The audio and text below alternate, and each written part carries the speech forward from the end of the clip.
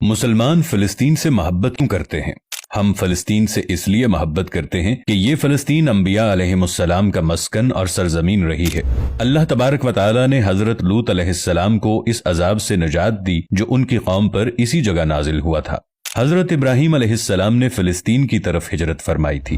حضرت داؤد علیہ السلام نے اسی سرزمین پر سکونت رکھی اور یہیں پر ایک محراب بھی تعمیر فرمایا تھا۔ حضرت سلیمان علیہ السلام نے اسی ملک میں بیٹھ کر ساری دنیا پر حکومت فرمائی۔ چیونٹیوں کا وہ مشہور قصہ جو قرآن پاک کی سورۃ النمل میں درج ہے، جس میں ایک چیونٹی نے اپنی باقی ساتھیوں سے کہا تھا کہ اے چیونٹیوں اپنے بلوں میں گھس جاؤ، مبادا کہ حضرت سلیمان علیہ السلام کے گھوڑے تمہیں کچل نہ ڈالیں۔ یہی اس ملک میں واقع اسقلان شہر کی ایک وادی میں پیش آیا تھا، جس کا نام بعد میں وادی النمل یعنی چیونٹیوں کی وادی رکھ دیا گیا تھا۔ حضرت زکریا علیہ السلام کا محراب بھی اسی شہر میں ہے۔ حضرت موسیٰ علیہ السلام نے اسی ملک کے بارے میں اپنے ساتھیوں سے کہا تھا کہ اس مقدس شہر میں داخل ہو جاؤ۔ انہوں نے اس شہر کو مقدس اس کے شرک کے پاک ہونے اور انبیاء علیہ السلام کا مسکن ہونے کی وجہ سے کہا تھا۔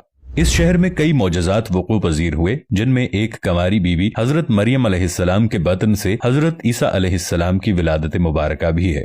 حضرت عیسیٰ علیہ السلام کو جب ان کے قوم نے قتل کرنا چاہا تو اللہ تبارک و تعالی نے انہیں اسی سرزمین سے آسمان پر اٹھا لیا تھا۔ قیامت کی علامت میں سے ایک حضرت عیسیٰ علیہ السلام کا زمین پر واپس تشریف لانا اسی شہر کے مقام سفید مینار کے پاس ہوگا۔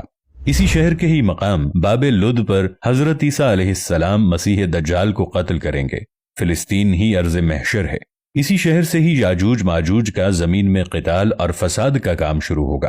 اسی شہر میں وقوع پذیر ہونے والے قصوں میں سے ایک قصہ طالوت اور جالوت کا بھی ہے۔ فلسطین کو نماز کی فرضیت کے بعد مسلمانوں کا قبلہ اول ہونے کا اعزاز بھی حاصل ہے۔ ہجرت کے بعد حضرت جبرائیل علیہ السلام دوران نماز ہی حکم ربی سے آقا علیہ السلام کو مسجد اقصی سے بیت اللہ یعنی مکہ مکرمہ کی طرف رخ کرا گئے تھے، اور جس مسجد میں یہ واقعہ پیش آیا وہ مسجد آج بھی مسجد قبلتین کہلاتی ہے۔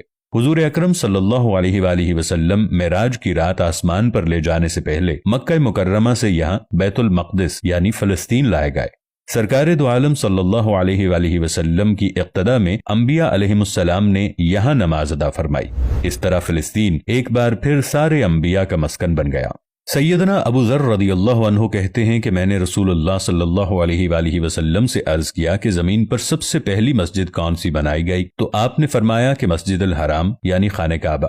میں نے عرض کیا کہ پھر کون سی مسجد بنائی گئی؟ تو آپ صلی اللہ علیہ وآلہ وسلم نے فرمایا کہ مسجد الاقصی یعنی بیت المقدس۔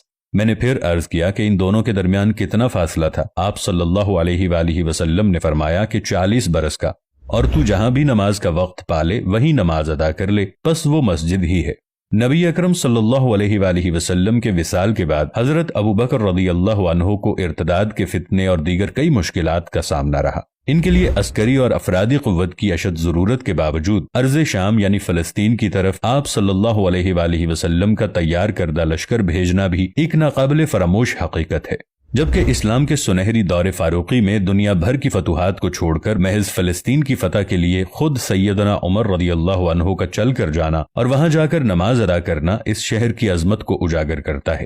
دوسری بار بائنے ہی معراج کی رات بروز جمعہ 27 رجب 583 ہجری کو صلاح الدین ایوبی کے ہاتھوں اس شہر کا دوبارہ فتح ہونا بھی ایک نشانی ہے۔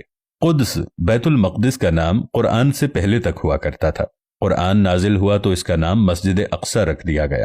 قدس اس شہر کی اس تقدیس کی وجہ سے ہے جو اسے دوسرے شہروں سے ممتاز کرتی ہے۔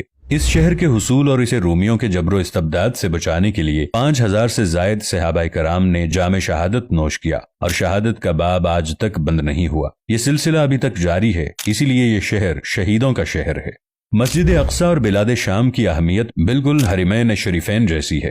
جب قرآن پاک کی یہ آیت والتین والزیتون وطور سینین وہذا البلد الامین نازل ہوئی تو ابن عباس رضی اللہ عنہ کہتے ہیں کہ ہم نے بلاد شام کو التین یعنی انجیر سے، بلاد فلسطین کو الزیتون سے، اور الطور سینین کو مصر کے پہاڑ کوہ طور جس پر جا کر حضرت موسیٰ علیہ السلام اللہ پاک سے کلام کیا کرتے تھے اس سے استدلال کیا۔ اور قرآن پاک کی یہ آیت مبارکہ وَلَقَدْ كَتَبْنَا فِي الزَّبُورِ مِن بَعْدِ الذِّكْرِ أَنَّ الْأَرْضَ يَرِثُهَا عِبَادِيَ الصَّالِحُونَ، اس آیت سے یہ استدلال لیا گیا کہ امت محمد حقیقت میں اس مقدس سرزمین کی وارث ہے، جبکہ فلسطین کی عظمت کا اندازہ اس بات سے بھی لگایا جا سکتا ہے यहाँ पर पढ़ी जाने वाली हर नमाज का अज्र 500 गुना बढ़ा कर दिया जाता है।